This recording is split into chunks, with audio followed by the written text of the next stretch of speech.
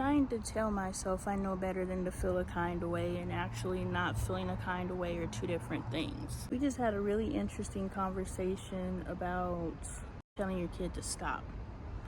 And it's crazy how God connects all the dots, because I can see how me posting in the mom group, and right before I posted, I was like, oh yeah, this is gonna piss him off.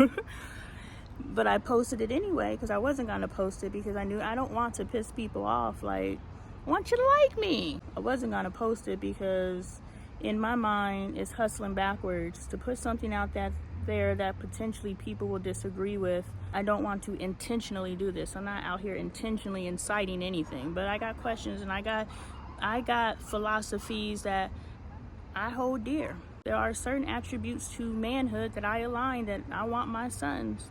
I've always said, when I have sons, this is what it's like to be a man. So now that I got sons, I got to deal with, I am raising sons in a society where you can't tell your son what it's like to be a man, because I don't know why. I don't subscribe to that. I'm going to tell you what it's like to be a man, because if I don't tell you what it's like to be a man, the world's going to tell you what it's like to be a man. And I would like to be the one to do it first.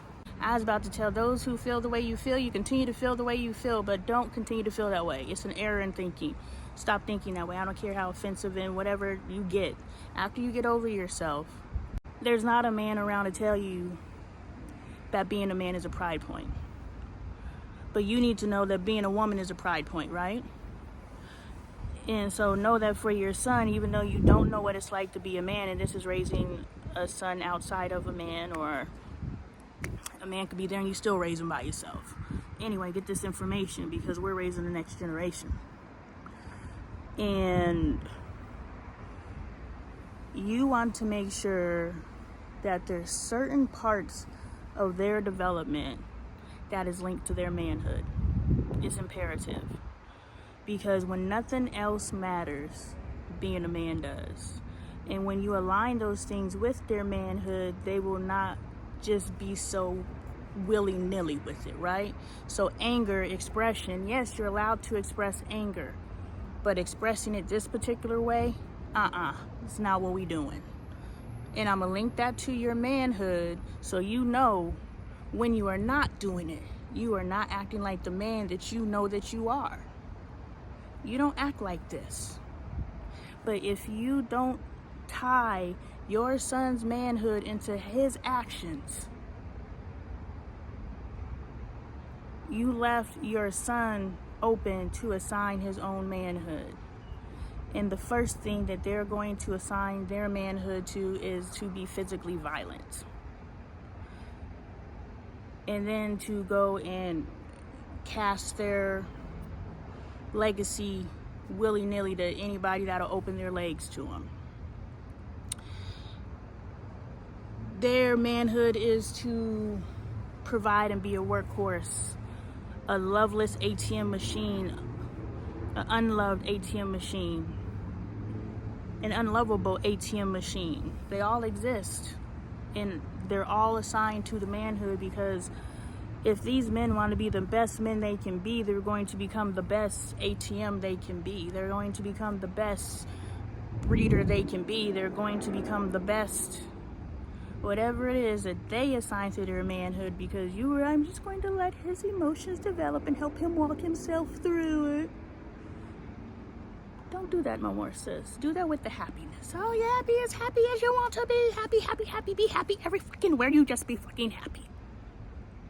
Yes, let them run with that stuff. Big up that shit. But the qualities, you want men to stop cheating. Fidelity is assigned to your manhood. You want them to care about the state of the family. Being a father is assigned to their manhood. You want them to be a provider. Being a provider is a part of your manhood. You want them to make their wives happy. Making your wives happy, not your mama. Making your wives happy. What makes your mother happy is your mother having her way. I'm letting you know the difference. Making your mother happy means that your mother gets her way. And your mother usually gets her way by hook or crook. She don't care about your feelings. Making your wife happy in a fair, balanced relationship is your happiness. Her happiness is your happiness. Your happiness is her happiness. So you're both willing to compromise and give where necessary for the relationship.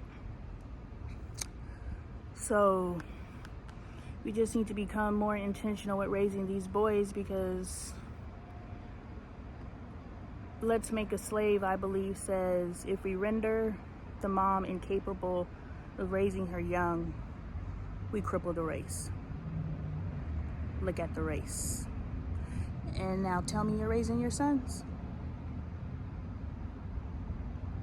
So I got on here because I see how God has been piecing all these pieces together for this tapestry. I post in this group, and all the moms get mad at me. But one of the first one to comments, Miss Michelle J., she comments, and I'm just like, did you read the whole post or did you just read the square? Because most people just read the square and they're just like, oh, yeah.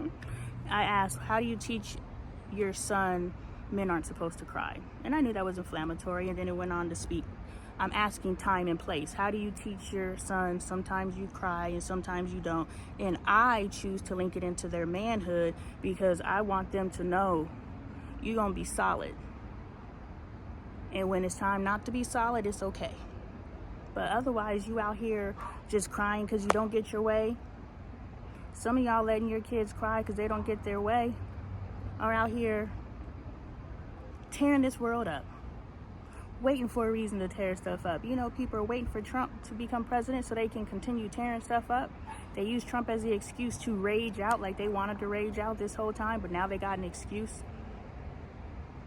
When you don't craft your son or your daughter, but your child, if you don't craft your child, they out here for anything. And whatever they identify within pop culture is how it typically will manifest, because they have nothing else to stand on but what's fed to them. This shit right here.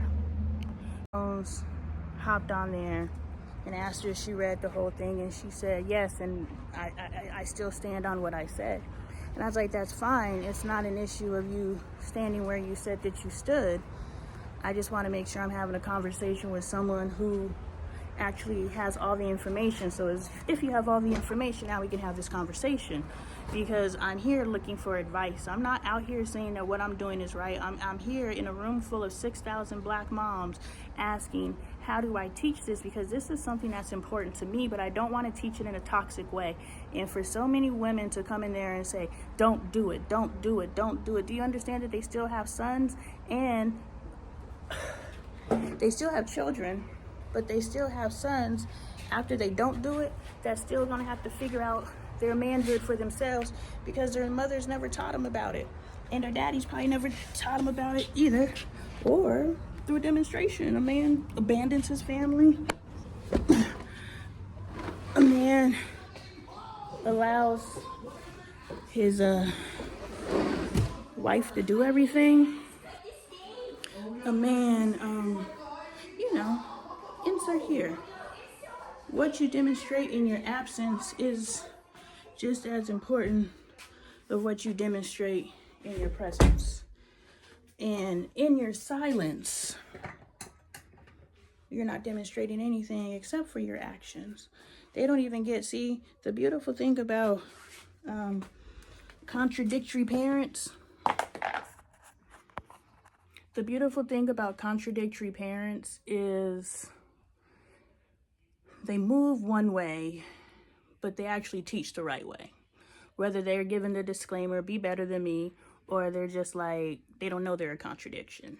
The beauty of that is the child still gets to observe and decide if they want to move this or that, because they see a physical manifestation of one of them and the theory of the other.